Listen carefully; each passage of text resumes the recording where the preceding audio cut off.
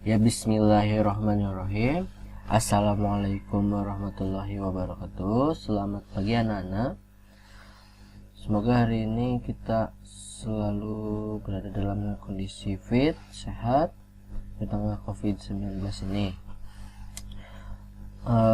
Anak-anak, untuk hari ini kita akan mempelajari mengenai zaman hidup Buddha di Indonesia. Maka persiapkan terlebih dahulu buku tulis dan alat tulisnya. Oke. Nah, dimana hari Minggu kemarin kita sudah menjelaskan mengenai teori tentang masuknya Hindu Buddha ke Indonesia. Hari ini kita akan mempelajari mengenai pengaruh Hindu Buddha terhadap kehidupan masyarakat dan kebudayaan di Indonesia, begitu ya. Oke.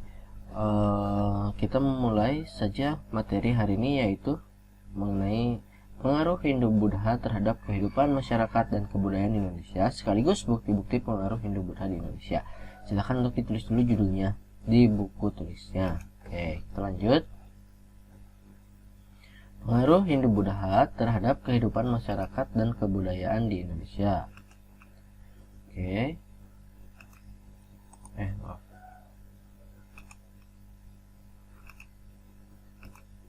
Nah, masuknya budaya Hindu-Buddha di Indonesia menyebabkan munculnya akulturasi kebudayaan Hindu-Buddha dengan kebudayaan asli Indonesia. Nah, akulturasi itu apa sih?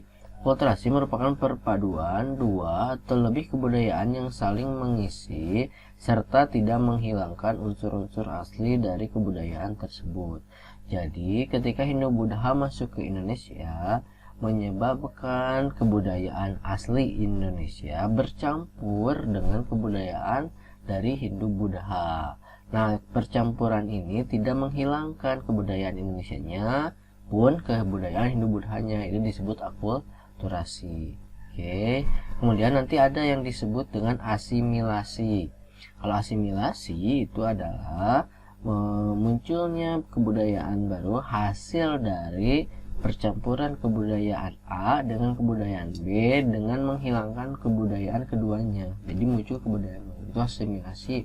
Akulturasi tidak menghilangkan unsur-unsur asli dari kebudayaan tersebut. Oke, semoga bisa dipahami ya. Lanjut.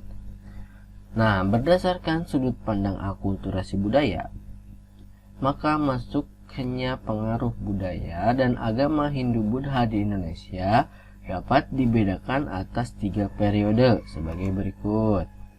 Oke. Nah, periode awal abad ke-5 sampai ke-11 Masehi atau abad awal-awal Hindu-Buddha masuk ke Indonesia.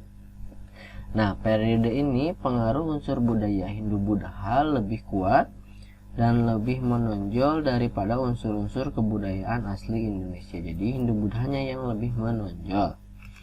Oke, kemudian ada periode tengah abad ke-11 sampai ke-16 Masehi, yaitu periode unsur Hindu-Buddha dan Indonesianya berimbang. Dan terakhir atau periode akhir abad ke-16 sampai hari ini atau sampai sekarang, yaitu di mana periode ini unsur Indonesianya yang lebih kuat dibanding dengan periode-periode sebelumnya, sedangkan unsur Hindu-Buddha semakin surut. Nah, ini silakan ditulis. Oke, kita lanjut. Adapun bukti-bukti pengaruh Hindu-Buddha di Indonesia. Maaf, bentar sebelumnya. Oke, ya udah. Adapun yang pertama, 1. Seni bangun. Apa sih yang mempengaruhi Indonesia dari Hindu-Buddha dalam seni bangun? Yaitu setelah masuknya agama dan kebudayaan Hindu-Buddha, masyarakat Indonesia mengadopsi dan mengadaptasi teknologi seni bangun dari India, seperti candi, kemudian stupa, kemudian keraton, makara yang memiliki seni hias dan teknologi arsitektur yang lebih beragam. Kita bisa menemukan candi-candi di Indonesia hari ini ya, ada Candi Borobudur, candi banyak sekali ya, ada Candi Borobudur dan candi-candi yang lainnya. Adapun stupa dan keraton itu hasil dari pengaruh Hindu-Buddha di Indonesia. Oke, kita lanjut. Yang kedua ada seni arca dan relief. gitu ya. Jadi setelah mendapatkan pengaruh Hindu-Buddha, maka seni arca menjadi berkembang dan makin beragam. Bukti-bukti bahwa pengaruh Hindu-Buddha dalam seni arca adalah ditemukannya patung Buddha berlanggam Gandhara di kota Bangun atau Kutai, seperti ini ya. Nah, ini arca yang banyak juga ditemukan di Indonesia ya. Oke. Kemudian ada seni relief. Begini. Masuknya agama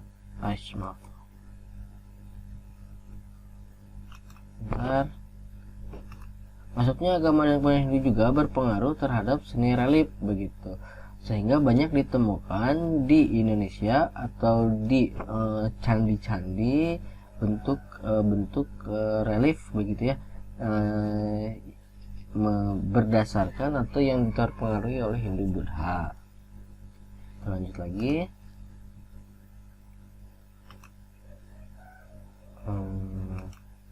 Oke. Adapun mengenai tadi kan yang pertama itu seni bangun, kedua seni arca dan seni seni ukir. Kemudian yang ketiga adalah seni bahasa dan bahasa Sanskerta dan huruf Pallawa. Jadi penggunaan bahasa Sanskerta di Nusantara pada awalnya banyak ditemukan pada prasasti dari abad ke-5 sampai ke-7 Masehi, seperti prasasti Yupa dari Kutai, prasasti peninggalan kerajaan Tarumanagara. Jadi memakai bahasa Sanskerta.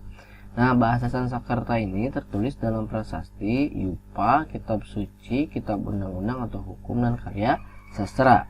Mengenai perkembangan aksara di Indonesia, pada mulanya menggunakan huruf Pallawa. Nah, bahasanya Sanskerta, hurufnya huruf Pallawa. Oke, dalam perkembangannya huruf ini menurunkan huruf Jawa kuno, Takawi. Dari huruf Jawa kuno ini kemudian menurunkan huruf Hanacaraka. Oke, jadi bahasa yang ditemukan pada waktu zaman itu, pada zaman Hindu-Buddha abad ke-5 ke-7 adalah bahasanya Sanskerta menggunakan huruf Pallawa. Oke, kita lanjut lagi. Adapun peninggalan pada seni sastra dan seni pertunjukan. Nah, kesusastraan India yang masuk ke Indonesia mengandung nilai-nilai moralitas seperti pertempuran antara kebaikan melawan kejahatan, pengabdian kepada orang tua, dan perjuangan membela negara. Kehadiran kesusastraan Hindu-Buddha ini memberikan warna baru dengan menghadirkan tokoh-tokoh serta alur cerita yang sangat variatif. Oke, seni sastra pada masa kerajaan Hindu-Buddha di Indonesia berkembang pesat, terutama pada zaman kejayaan kerajaan Kediri. Beberapa karya sastra zaman Hindu-Buddha di Indonesia antaranya sebagai berikut. Ada Gatotkaca dan Hariwangsa karya Empu Panulu, ada Semaradana karya Empu Darmaja, kemudian ada Sutasoma karya Empu Tantular. Adapun seni pertunjukan wayang merupakan kebudayaan asli Indonesia, sampai sekarang juga masih ada ya. Wayang beragam bentuknya seperti kulit, wayang golek, dan wayang orang. Pada masa Hindu-Buddha, kebudayaan wayang ini terus dilanjutkan dan lebih berkembang lagi dengan cerita-cerita yang lebih kaya. Adapun peninggalan Hindu-Buddha dalam sistem kalender, yaitu salah satu pengaruh kebudayaan Hindu-Buddha adalah penggunaan kalender Saka. Kalender Saka menggunakan perhitungan solar system atau sistem perhitungan menurut peredaran matahari. Nah, kalender Saka Bali bisa dikatakan merupakan penanggalan Samsiah Komariah, Surya Chandra atau Lunisolar System. Oke. Kemudian bagaimana sih kehidupan masyarakatnya, peninggalan kehidupan masyarakatnya? Masuk dan berkembangnya agama Hindu di Indonesia mempengaruhi kehidupan masyarakat di Indonesia. Nah, pengaruh tersebut diantaranya penerapan sistem kasta pada pemerintahan Indonesia. Nah, pada agama Hindu itu terdapat sistem pengkastaan ya. Ada yang seperti yang minggu kemarin kita jelaskan, ada Brahmana, kemudian ada Waisya, ada Ksatria, Sudra, dan sebagainya. Oke. Kemudian penerapan sistem pembagian kasta di Indonesia tidak sama dengan sistem kasta di India. Penerapan sistem kasta di India cenderung kaku dan diterapkan dalam seluruh aspek kehidupan. Di Indonesia, sistem kasta bersifat lebih lunak sehingga memungkinkan seseorang naik atau turun kasta, ya. Oke. Kemudian di dalam sistem pemerintahan, sebelum pengaruh Hindu-Buddha masuk ke Nusantara, masyarakat Indonesia sudah mengenal sistem pemerintahan, yaitu sistem kesukuan atau klan yang dipimpin oleh seorang kepala suku atau klan. Nah, setelah pengaruh Hindu-Buddha masuk, sistem pemerintahan ini berubah menjadi kerajaan. Asalnya kesukuan atau klan, kemudian masuk Hindu-Buddha menjadi kerajaan. Nah, kepemimpinan dipegang oleh seorang raja untuk kemudian diturunkan kepada keturunannya. Oke, jadi kerajaan di Indonesia dipengaruhi oleh Hindu-Buddha, di mana seorang raja ketika sudah meninggal atau misalkan sudah turun jabatan, maka dia akan diturunkan si rajanya kepada keturunannya. Oke. Nah, anak-anak, mungkin untuk hari ini pembelajaran mengenai sejarah dicukupkan dulu sekian. Alhamdulillah, hari ini kita belajar mengenai ini. Pertama, pengaruh Hindu-Buddha terhadap kehidupan masyarakat dan kebudayaan Indonesia. Kemudian yang kedua adalah bukti-bukti pengaruh Hindu-Buddha di Indonesia. Insya Allah minggu depan kita akan mempelajari mengenai kerajaan-kerajaan Hindu-Buddha di Indonesia, sekaligus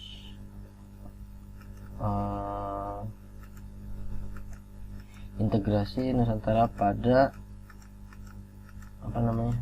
Hindu-Buddha, begitu ya. Oke, tetap semangat walaupun dalam kondisi jaring. Assalamualaikum warahmatullahi wabarakatuh.